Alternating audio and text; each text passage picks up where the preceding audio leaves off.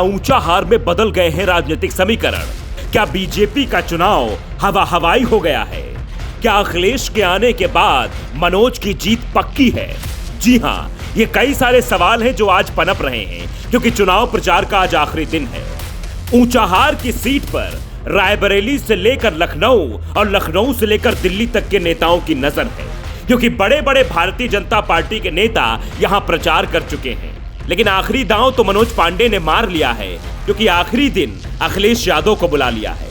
अखिलेश यादव के आने के बाद क्या चुनाव एक तरफा हो जाएगा, ये सवाल भी मन में उठ रहा है। कई लोग ये बता रहे हैं कि ऊंचाहार में भारतीय जनता पार्टी का चुनाव हवा हवाई है।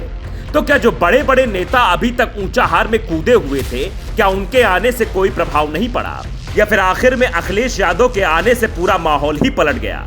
जो भी हो, निर्णय तो जनता को करना है। 23 फरवरी को जनता किसके पक्ष में वोट करेगी, ये 10 मार्च को क्लियर हो जाएगा। लेकिन फिलहाल राजनीतिक समीकरण यही इशारा कर रहे हैं कि मनोज पांडे अब आगे हो गए हैं।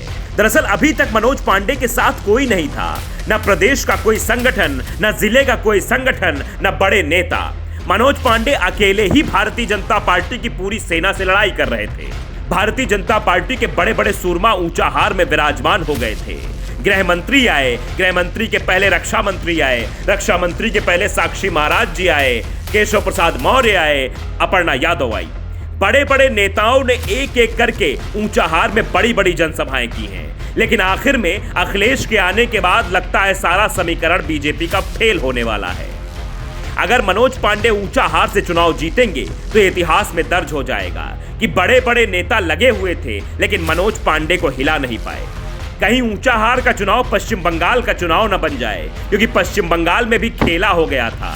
वहां भी पूरी कैबिनेट लगी हुई थी कैसे करके ममता बनर्जी को वहां से हटाया जाए, लेकिन ममता बनर्जी का बाल भी बांका न कर पाए।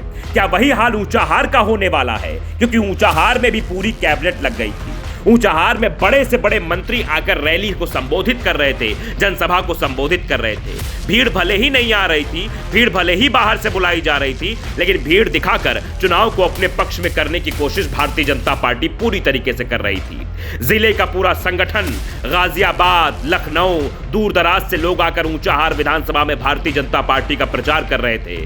लेकिन वो प्रचार शायद धरा का धरा रह गया है, क्योंकि अंत समय में अखिलेश यादव ने आकर मनोज पांडे का गेम बना दिया है। यानी मनोज पांडे का ग्राफ अखिलेश यादव के आने से बढ़ गया है। अब 23 फरवरी को मतदान है। आज से चुनाव प्रचार थम जाएगा। अब कोई बड़ा नेता कहीं प्रचार नहीं कर पाएगा। कल सारा दिन प्रत्याशी बैठेंगे, गणित लगाएंगे और 23 फरवरी को मतदान हो जाएगा। फिर प्रत्याशी चुपचाप बैठ जाएंगे, फिर कलम हाथ में लेकर ये गणना करेंगे कहां से कितने वोट हमको मिल पाएंगे और हम कैसे चुनाव जीत पाएंगे। फिर 10 मार्च को जब मतगणना होगी तो स्थितियां साफ हो जाएंगी, लेकिन उसके बीच प्रत्याशियों की धड़कनें बढ़ी रहेंगी। ऊंचाहार में क्या होगा क्या नहीं होगा, 23 फरवरी को जनता इसका फैसला कर देगी, लेकिन वो फैसला कैद हो जाएगा ईवीएम में और 10 मार्च को सबके सामने आ जाएगा। फिलहाल सभी प्रत्याशियों ने पूरी ताकत झोंकी। ऊंचाहार में अमरपाल मौर्य पहले बाहरी प्रत्याशी माने जा रहे थे, लेकिन बाद में माहौल बनाने में कोई कसर नहीं छोड़ी। बड़े बड़े नेताओं को बुलाया, माहौल बनवाया, लेकिन अंत में कोई बड़ा नेता नहीं आ पाया। शायद यही वजह है कि अमरपाल मौर्य ऊंचाहार में कमजोर पड़ गए हैं और मनोज पांडे एक बार फिर से चुनाव जीतने की जुगत में लग गए हैं। Bureau report, the such.